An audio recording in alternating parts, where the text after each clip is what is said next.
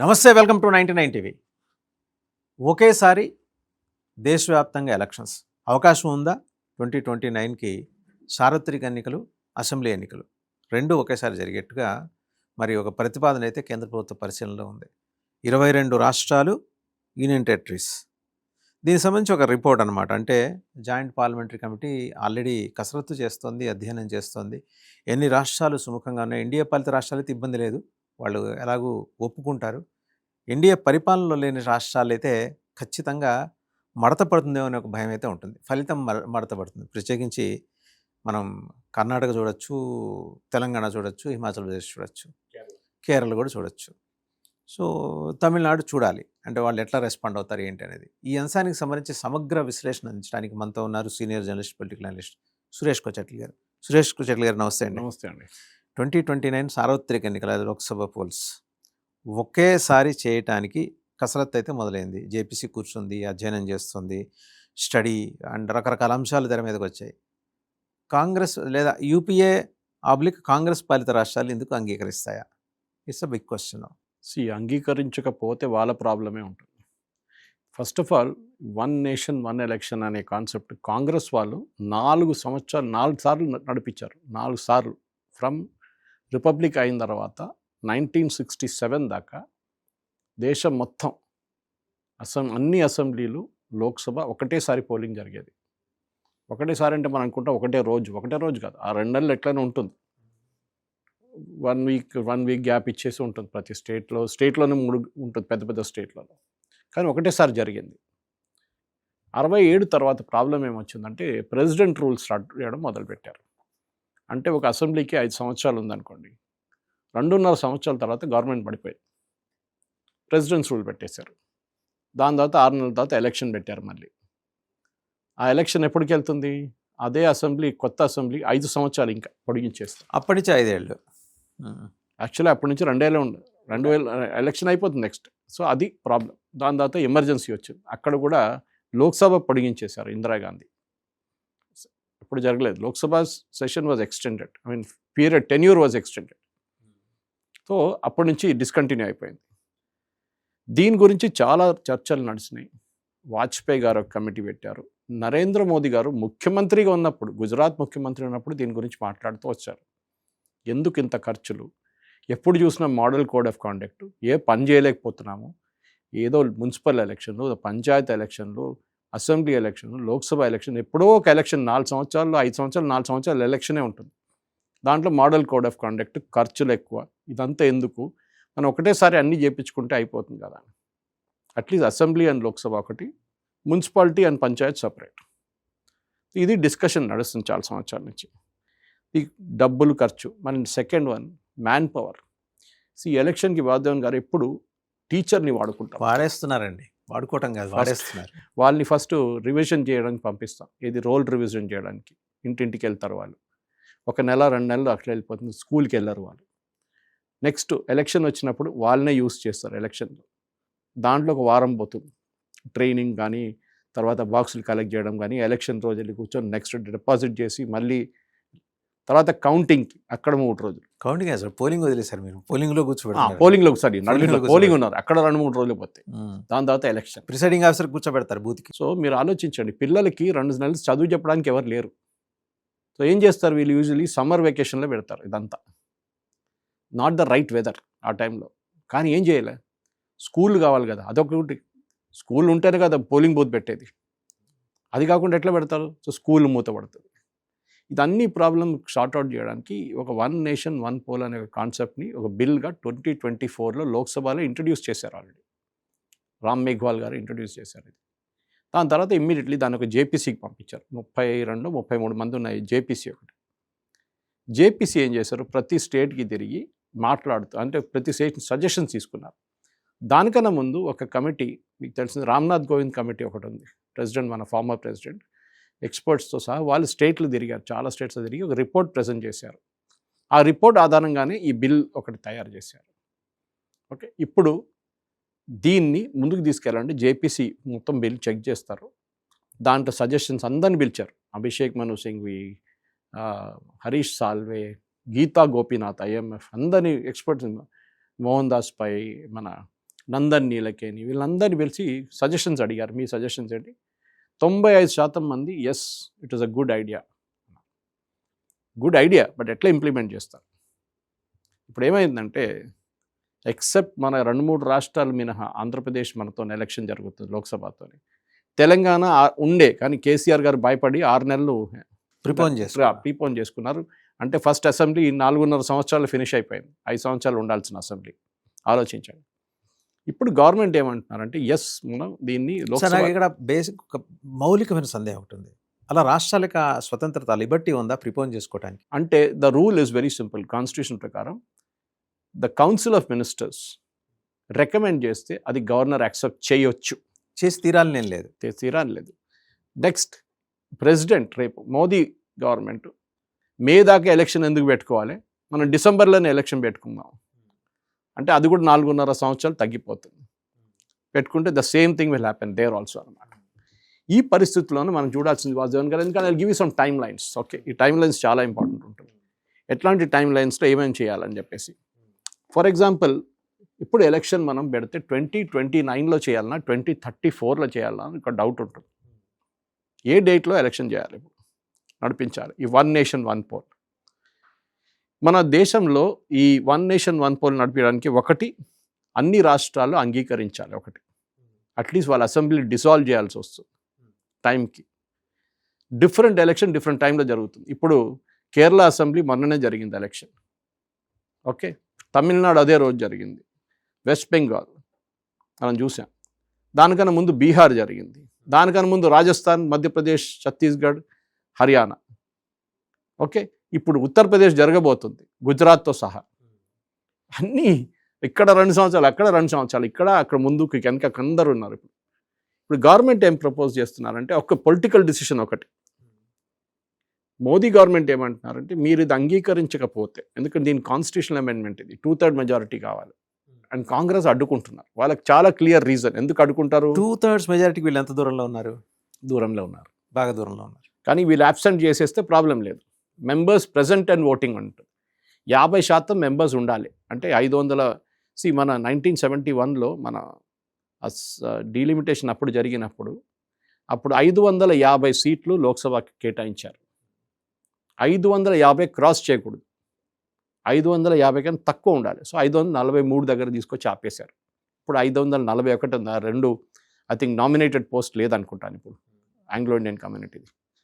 ఇప్పుడు జరిగేది ఏంటంటే వాసుదేవన్ గారు, మోదీ గవర్నమెంట్ అది లోక్సభలు తీసుకొస్తారు. లేదు మేము అంగీకరించాము దీన్ని.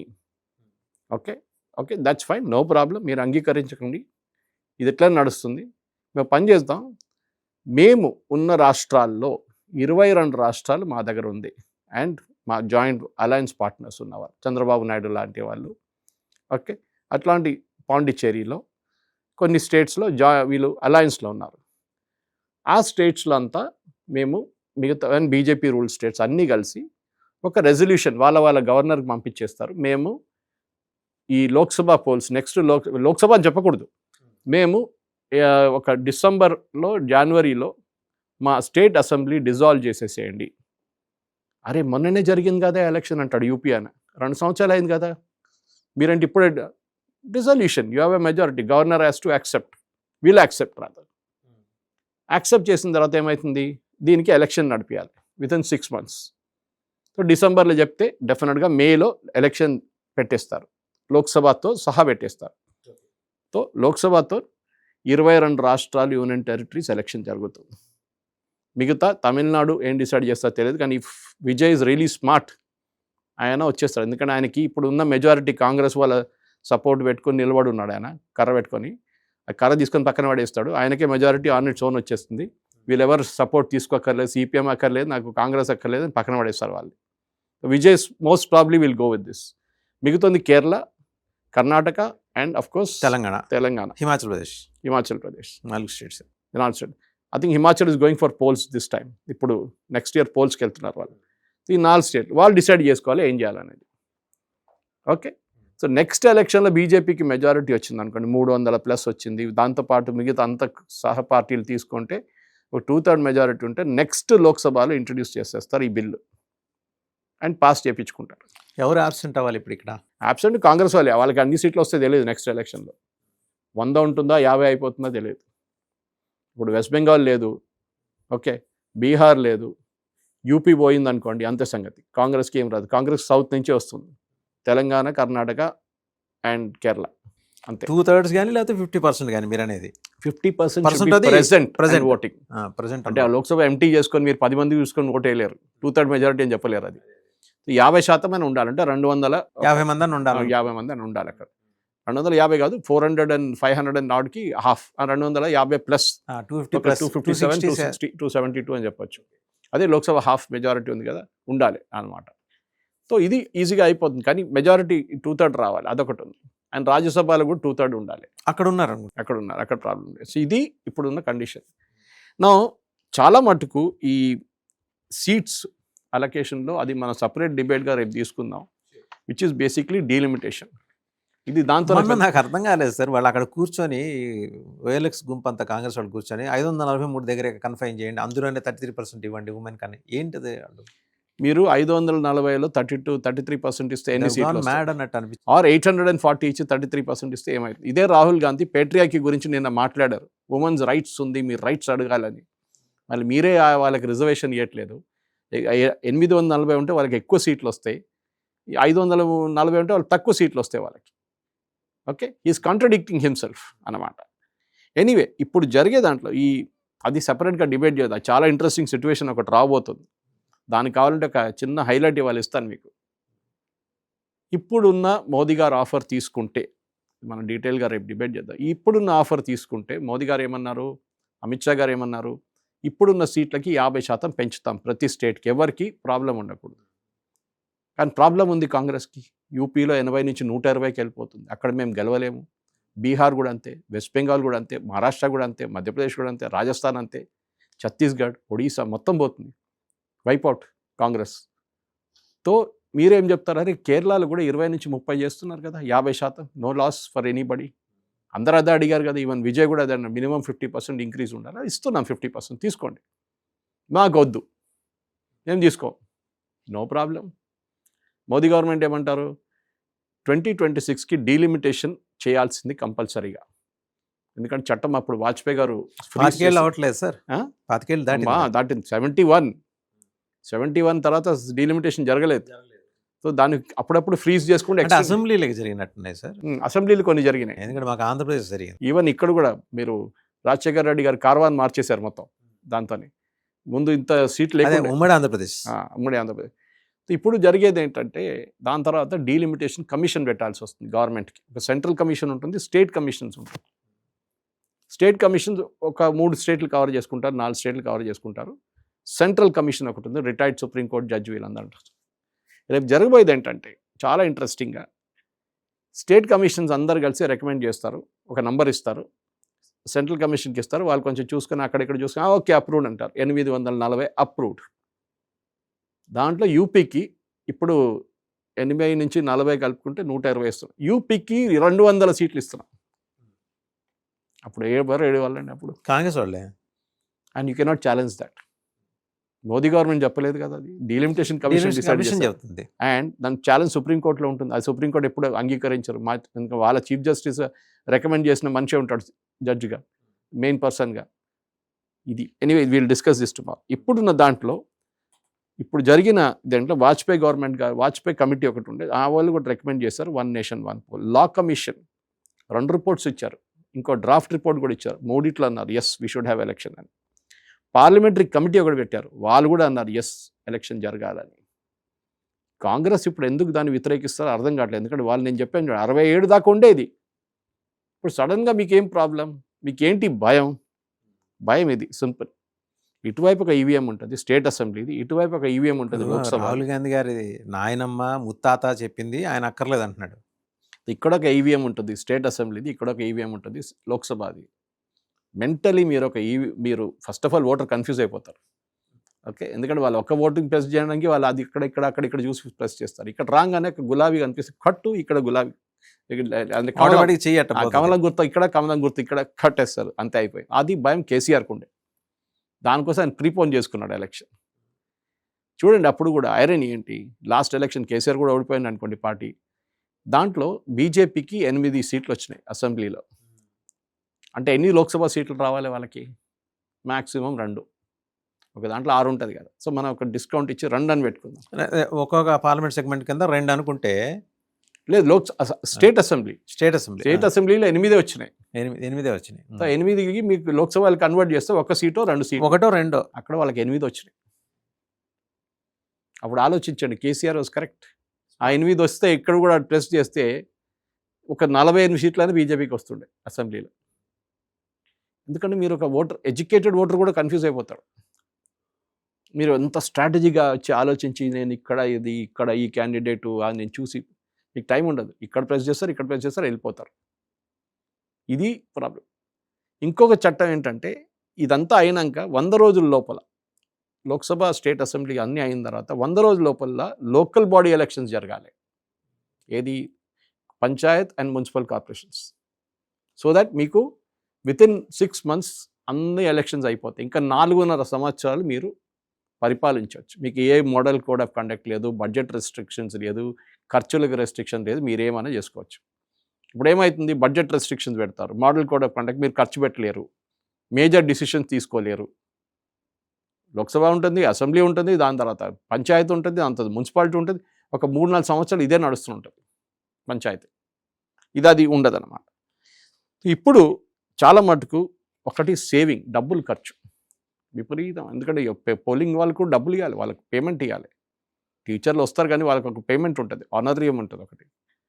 దెన్ సెక్యూరిటీ ఫోర్సెస్ని మూవ్ చేయడం, అది ఖర్చు, వాళ్ళకు కూడా ఇవ్వాలి పేమెంట్, సపరేట్ పేమెంట్. మీకు పేపర్ వర్క్, మీకు ఈవీఎంలు ఖర్చు, ఈవీఎంలు తీసుకెళ్ళడం, అది ఇది ఉంటుంది. అన్నీ కలిసి కోట్లు ఖర్చు అవుతాయి, thousands of crores. దాన్ని ఒకటే షాట్లో ఫినిష్ అయిపోతుంది, మీకు సపరేట్ లేదు ఇప్పుడు. సో 1 నేషన్ 1 ఎలక్షన్ అనేది చాలా మంచి కాన్సెప్ట్, ఎస్. కానీ స్టాండర్డైజేషన్ జరగాలి. ఎప్పుడు దాకా? 2034 దాకా మోస్ట్లీ అయిపోతుంది స్టాండర్డ్. కానీ మోదీ గవర్నమెంట్కి 2029 దాకా చేసేయాలి. 2, ఒకటి డీలిమిటేషన్ జరగాలి, ఉమెన్ రిజర్వేషన్ జరగాలి, 3వది 1 నేషన్ 1 పోల్ జరగాలి. ఇప్పుడు ప్రాబ్లం ఏంటంటే ఒకటి, ఓకే అది డీలిమిటేషన్తో లింక్ ఉంది. బేసిక్లీ 1 నేషన్ 1 పోల్కి ఏంటి? అది సెన్సస్ ఎప్పుడు దాకా అయిపోతుంది? That is the big question.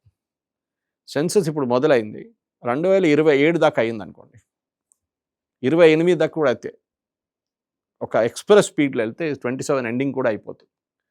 అక్కడి నుంచి మీరు డెఫినెట్గా ఒక రికమెండేషన్ వస్తుంది. ఏంటి రికమెండేషన్? మీరు for example population basis, delimitation commission ఇంకా ప్రాబ్లం ఉంది వాధవన్ గారు. వాళ్ళు నంబర్ ఆఫ్ సీట్స్ ఎట్లా డిటర్మైన్ చేస్తారంటే పాపులేషన్ బట్టి. సో ఉత్తరప్రదేశ్ పాపులేషన్ 8 కోట్లు ఉన్నది, 24 కోట్లు అయిపోయినాయి. మరి అదంతా రావాలిగా ఇప్పుడు సెన్సస్. 8 3s are 24, 3 times.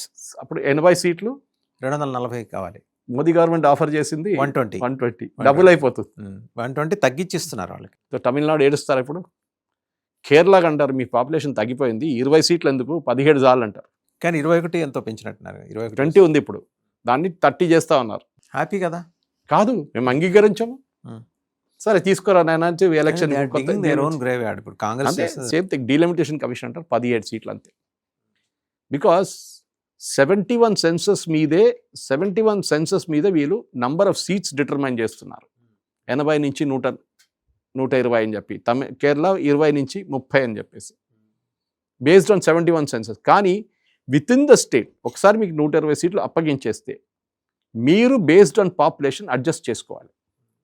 కొన్ని మైగ్రేషన్ అయిన తర్వాత హైదరాబాద్ లాంటి ప్లేసెస్లో మైగ్రేషన్ ఎక్కువ ఉంటుంది, అప్పుడు ఇక్కడ పాపులేషన్ పెరుగుతుంది. మల్కాజిగిరిలో 38 లక్షల మంది ఉంటారు, దాన్ని మీరు స్ప్లిట్ చేయాల్సి వస్తుంది.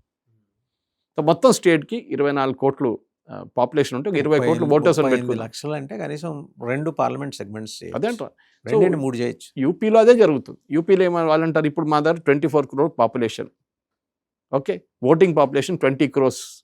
ఇది చెప్పిన తర్వాత వాళ్ళు ఏం చేస్తారు, ఇప్పుడు దాన్ని డివైడ్ చేయాల్సి వస్తుంది. అది స్టేట్ లెవెల్లో ఉంటుంది. ఇప్పుడు ఆలోచించండి టెన్షన్ వీళ్ళకి.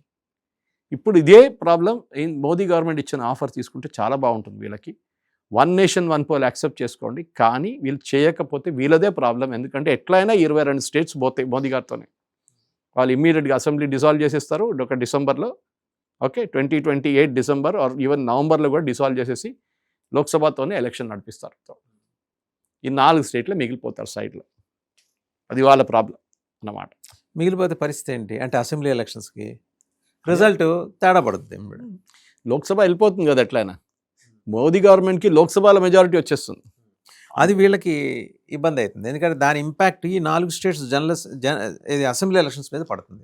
ఎలాగో సెంటర్లో అదే ఉంది కదా, అదే పెట్టుకుంటే డబుల్ ఇంజిన్ సర్కార్ అని పెట్టుకుంటారు. ఇంకో 2 ఇంజన్లు వాళ్ళవే పెట్టుకుంటే బెటర్ అని. అదే అంట. సో ఇప్పుడు జరుగుతున్న దాంట్లో చాలా మటుకు ఆర్టికల్ 368 ప్రకారం డెఫినెట్గా గవర్నమెంట్ దీన్ని చేయొచ్చు, దాంట్లో పెద్ద ప్రాబ్లం లేదు. కానీ ఇది ఒక కాన్సెన్సస్కి వస్తే బాగుంటుంది. 1 నేషన్ 1 పోల్ జరగాల్సిందే. కాంగ్రెస్ వాళ్ళు చేయించారు, 4 సార్లు ఎలక్షన్ చేయించారు, 4 సార్లు వాళ్ళు చేశారు. దాని తర్వాత చాలా కారణాలు వచ్చాయి. ఇంకొక ఇంట్రెస్టింగ్ అంటే ఫర్ ఎగ్జాంపుల్ వాసుదేవన్ గారు, మీరు ఎట్లా బ్యాలెన్స్ అవుట్ చేస్తారు? ఓకే, ఇది ఎందుకు జరిగిందంటే, ఎందుకు ఈ 67 తర్వాత ఎందుకు ఆగిపోయిందంటే, ఒక అసెంబ్లీ ఎలక్ట్ అయింది. కర్ణాటక తీసుకుందాం, 2.5 సంవత్సరాల తర్వాత గవర్నమెంట్ పడిపోయింది. దాని తర్వాత 6 నెలలు ఎలక్షన్ చేస్తారు, అంటే 3 సంవత్సరాలు ఎలక్షన్ చేసి కొత్త గవర్నమెంట్ వస్తారు. కొత్త గవర్నమెంట్ ఎప్పుడు దాకా ఉంటారు? నెక్స్ట్ 5 సంవత్సరాలకు ఉంటారు. ఈ కొత్త చట్టంలో 1 నేషన్ 1 పోల్లో మీకు 2 సంవత్సరాలదే ఉంటుంది ఆ గవర్నమెంట్. ఎందుకంటే నెక్స్ట్ ఎలక్షన్కి మళ్ళీ మీరు లైన్లో వచ్చేస్తారు. అర్థమైంది కదా మీకు? మన ప్రేక్షకులు కూడా అర్థం చేసుకోవాలి. గవర్నమెంట్ 2.5 సంవత్సరాలు పడిపోతే దాని తర్వాత 6 నెలలు ఎలక్షన్ చేస్తే ఎప్పుడు ఎలక్ట్ అవుతారో అప్పటి నుంచి నెక్స్ట్ లోక్సభ ఎలక్షన్ దాకే మీ టెన్యూర్ ఉంటుంది ఆ అసెంబ్లీది. ఒకసారి 1 సంవత్సరం కూడా ఉండొచ్చు. అది depending upon their respective assemblies. Sometimes 1 year ఉంటే, 1 ఇయర్ కన్నా తక్కువ ఉంటే ప్రెసిడెంట్స్ రూల్ రికమెండ్ చేస్తారు. అంతే కదా, 6 నెలల భాగ్యానికి ఎందుకు, అన్ని ఖర్చులు ఎందుకు దానికి సపరేట్. సో ఇప్పుడు ఏం జరుగుతుందంటే, వీళ్ళు vote of confidence, vote of no confidence అన్నీ ఉంటుంది. ఇప్పుడు జర్మనీలో ఉండి ఓట్ ఆఫ్ కాన్ఫిడెన్స్ ఉంటుంది అక్కడ. మన దగ్గర ఓట్ ఆఫ్ కాన్ఫిడెన్స్ ఎప్పుడు only assembly first time form చేసినప్పుడు. ఇంకోటి ఏంటంటే, ఈ అపాయింటెడ్ డేట్ అని ఒక డేట్ ఉంటుంది. మీరు ఎప్పటి నుంచి 5 సంవత్సరాలు నిర్ణయిస్తున్నారు? May 31 లోపల there has to be, okay, April, January, February, March, April, May has 31 days. May ending దాకా కొత్త లోక్సభ కాన్స్టిట్యూట్ చేయాలి. దానికన్నా ముందు ప్రమాణ స్వీకారం చేస్తారు. అది మ్యాండేటరీ. సో దానికన్నా ముందు కాన్స్టిట్యూట్ చేసేస్తారు. 28 ప్రెసిడెంట్కి లిస్ట్ ఇస్తారు, ఎలక్షన్ కమిషన్, ప్రెసిడెంట్ నోటిఫై చేస్తారు, లోక్సభని కాన్స్టిట్యూట్ చేస్తారు. దాని తర్వాత వాళ్ళ ప్రమాణ స్వీకారం సపరేట్ ఉంటుంది. కానీ ఏ రోజు లోక్సభ ఫస్ట్ కూర్చుంటుందో, ఫస్ట్ మీట్, అపాయింటెడ్ డేట్ అంటారు దాన్ని, అది జూన్ 1st వీక్ ఉండొచ్చు, 2nd వీక్ ఉండొచ్చు, 3rd వీక్ ఉండొచ్చు. అప్పటి నుంచి 5 సంవత్సరాలు will be the next 1 nation 1 pole.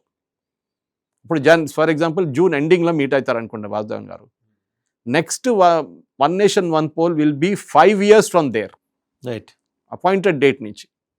ఇది చాలా కూర్చున్న డేట్ నుంచి 5 years. ఓకే, దాన్ని అక్కడి నుంచి సెట్ అయిపోతుంది మొత్తం. మళ్ళీ నెక్స్ట్ ఇయర్ అదే మీట్ అవుతారు, నెక్స్ట్ ఇయర్ అదే అపాయింటెడ్ డేట్ మళ్ళీ వాళ్ళు క్యాల్కులేట్ చేసుకుంటే క్లియర్ అయిపోతుంది. అసెంబ్లీస్ కూడా అంతే, మీరు ఏ డేట్ ఉంటారో అదే డేట్ నుంచి, కానీ మీది ఎలక్షన్ అన్ని ఒకటేసారి జరుగుతుంది. సో బీజేపీ స్టేట్స్ అందరికి చెప్పేస్తారు, లిసన్, లోక్సభ 21st లేకుంటే 15th జూన్కి మీట్ అవుతున్నారు, మీరందరూ 15th జూన్కి మీట్ అవ్వండి ఒకసారి అని చెప్తారు. అందరు 15 జూన్ మీట్ అయ్యి ఒక రోజులో ప్రమాణ స్వీకారం చేసి అన్ని చేసి ఫినిష్ చేసి 2 రోజుల్లో సైనడ్ అడ్జర్న్ చేసేస్తారు. సో అపాయింటెడ్ డేట్ అక్కడి నుంచి వస్తుంది అన్నమాట. సో ఈ Ramnath Kovind committee report and plus ఈ కొత్త జేపీసీ రిపోర్ట్ వీళ్ళు అనలైజ్ చేసిన తర్వాత రికమెండేషన్స్ ఇస్తారు గవర్నమెంట్కి. మేము దీంట్లో చిన్న చిన్న మార్పులు తీసుకొచ్చాము, అది మీరు తీసుకోండి and you pass the bill అని చెప్పేసి. కానీ 2/3 మెజారిటీ కావాలి, అదొక్కటే ఇష్యూ. ఇది చేయకపోతే నో ప్రాబ్లం, బీజేపీ అంటారు అబ్సల్యూట్లీ నో ప్రాబ్లం, మీరు పెట్టుకోండి, మేము మా 22 అసెంబ్లీలు డిసాల్వ్ చేసేస్తాం, యోగి ఆదిత్యనాథ్కి చెప్పేస్తాం, 2.5 సంవత్సరాలు మీ గవర్నమెంట్ ఉంటుంది, దాని తర్వాత మీరు కూడా డిజాల్వ్ చేసేస్తారు. సో బహుశా అక్కడ కొంచెం ఏడుపు ఉంటుంది కొంతమంది ఎమ్మెల్యేల దగ్గర, ఏంటి మేము మళ్ళీ ఖర్చు పెట్టాలన్నా మొత్తం ఇప్పుడు అని చెప్పేసి. అది న్యాచురల్, అది ఫస్ట్ టైం జరుగుతుంది, దీని తర్వాత ఉండదు కదా. సో మన దగ్గర వాసుదేవన్ గారు ఇది ఒక మెయిన్ అడ్వాంటేజ్ ఏంటంటే, ఒకటి ఖర్చు, నెక్స్ట్ 1983లోనే election commission the 1 nation 1 election. అప్పుడు 1983లో ఎవరు ఉన్నారు? ఇందిరాగాంధీ గారు. సో న్యాచురల్లీ వాళ్ళ టైంలో కూడా election 83 sir 82 she was assassinated in 84. She was there. Okay, so మనం అర్థం చేసుకోవాలి అది. ఆ టైంలో కూడా ఎలక్షన్ కమిషన్ రికమెండ్ చేశారన్నమాట. సో ఈ అసెంబ్లీ అండ్ లోక్సభ ఒకటేసారి జరగాలి, మనకు ఖర్చులు తక్కువ ఉంటుంది. డెఫినెట్గా దట్స్ అ బిగ్ అడ్వాంటేజ్.